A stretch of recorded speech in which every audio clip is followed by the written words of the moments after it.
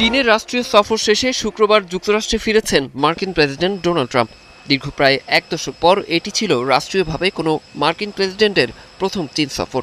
সফরে চীনা president Xi জিনপিংয়ের সাথে বৈঠক করেন তিনি, যেখানে প্রযুক্তি ও বাণিজ্য ইস্যুতে ব্যাপক গুরুত্ব দেওয়া হলেও বড় ধরনের কোনো চুক্তি বা অগ্রগতিতে পৌঁছাতে পারেননি এই রাষ্ট্রনেতা।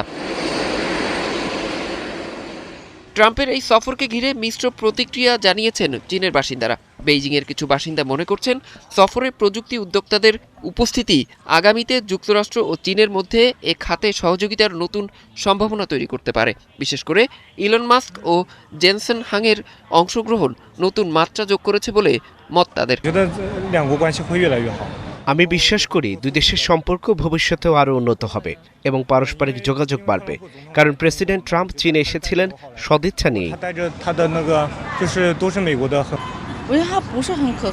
আমি মনে করি যুক্তরাষ্ট্র ও চীনের সম্পর্ক বদলাবে, কারণ এবার ট্রাম্প ইলন মাস্ক ও জেনসেন হাংকের মতো উদ্যোক্তাদের সাথে এনেছিলেন, যারা বিশ্বের শীর্ষ ব্যবসায়ী এবং প্রযুক্তি নেতাদের মধ্যে অন্যতম। তাই আমি বিশ্বাস করি তাদের সঙ্গে চীনের প্রযুক্তিগত সহযোগিতার সুযোগ তৈরি হবে। তবে চীনের সবাই এতটাও আশাবাদী নন। ট্রাম্পের অবস্থান নিয়ে সন্দেহ প্রকাশ করেছেন বেইজিংয়ের কোনো বাসিন্দা।